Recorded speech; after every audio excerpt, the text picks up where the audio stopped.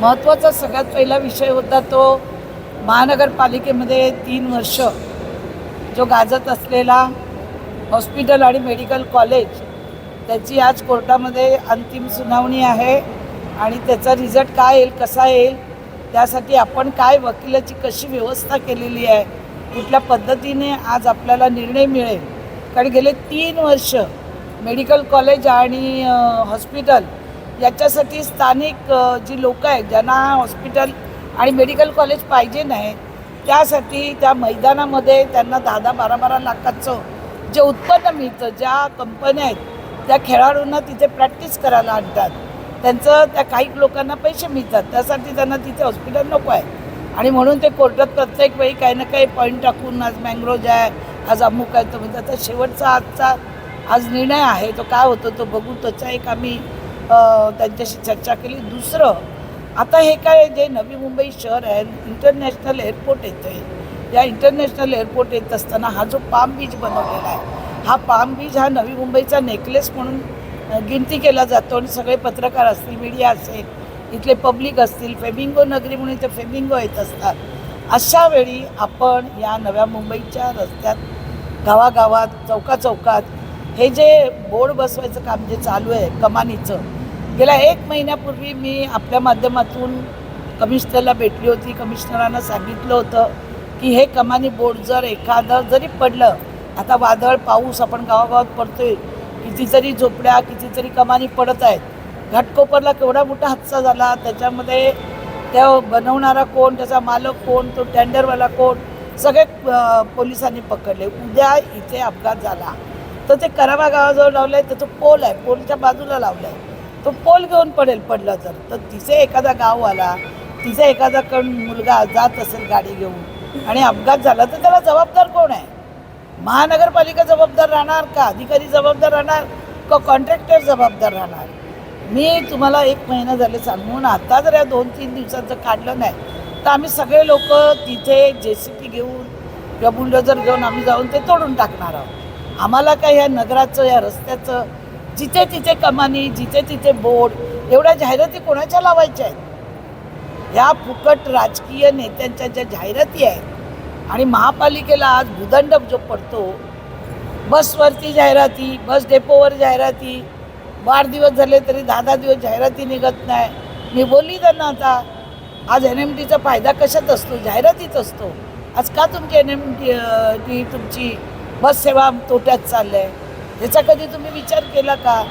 फुकट्या नेत्यांच्या जाहिराती लावायच्या, वाढदिवसाच्या, याच्या त्याच्या. अरे गल्लीतले लोक पण आता त्याच्या जाहिराती लावायला लागले, जे कुठले पदार्थ नाहीत ते सुद्धा मोठे मोठे फोटो टाकून.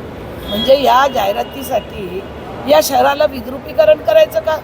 याच्यामागे कोण लीड नेता आहे? कोणाचा सपोर्ट आहे त्या कंपनीला? ती कंपनी आलेली माझ्याकडे, मला या शहराचं वाटोळ करायचं नाही, तुम्ही ताबडतोब त्या कमानी काढा. ते बोलले काढतो. तरी आज 15 दिवस होऊन गेले, कमानी काढलेली नाहीत. एकदा 2 ते 3 दिवसात त्यांना आता वेळ दिला. आज मी ऐकताना याचा काढला नाही तर आम्ही सगळे कार्यकर्ते म्हणून आम्ही JCB बुलडोझर नेऊन ते काढून टाकू. आता शाळांना शिक्षक पाहिजे तर तुम्ही जाहिराती द्या, चांगले प्रोफेशनल लोक येतील, त्या जाहिरातीच्या माध्यमातून तुम्ही शिक्षक निवड करा. एखादी महिला संस्था, त्याला तुम्ही 10 वर्षाचं काम देताच कसं? त्या संस्थेचं रजिस्ट्रेशन खरं आहे, खोटं आहे, किती वर्षाचं आहे हे आपण पाहिलं का? का इथल्या बचत गट आहेत, इथल्या संस्था आहेत, त्या का त्यांना काय नाही दिलं? कुणाच्या तरी नेत्याच्या सांगण्यावर 33 कोटीचं काम, हे हा पब्लिकचा पैसा आहे, प्रॉफिट टॅक्स म्हणून, तुमच्या घरचा पैसा नाही आहे. तुमच्या घरातून आणून करा ना तुम्ही. 33 कोटी म्हणजे काय कमी झाले का? कोण ही महिला, कुठून आली, कोणाची आहे, कुठल्या नेत्याची आहे? इथं काय अशोक खरात करायचे आहेत का? अशा संस्था आणून महिलांना बोलवून मग त्यांना कामं देऊन याची चौकशी पूर्ण झाली पाहिजे. मी कमिशनरला पत्र दिलेलं आहे, या संस्थेची चौकशी झाली पाहिजे. या संस्थेचं रजिस्ट्रेशन खरं आहे, खोटं आहे, किती वर्षाचं आहे? तुम्ही कोणाला विचारूनही काम दिलं का? टेंडर काढलं नाही? आणि त्याचा तो आज महत्त्वाचा प्रश्न होता.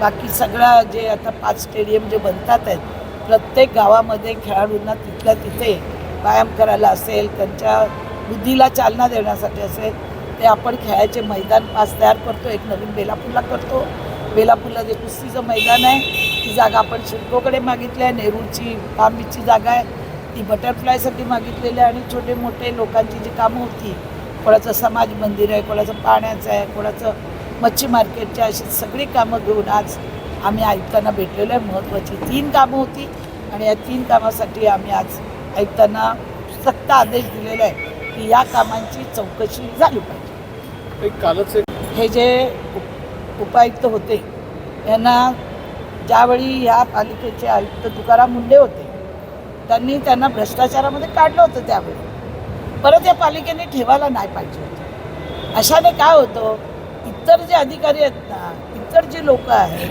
मग त्यांना वाटतं ह्यांना काढून सुद्धा भ्रष्टाचार करून सुद्धा जर यांना पालिकेत प्रशासनामध्ये परत नोकरी मिळत असेल तर आपण भ्रष्टाचार केला तर काय फरक पडणार आहे.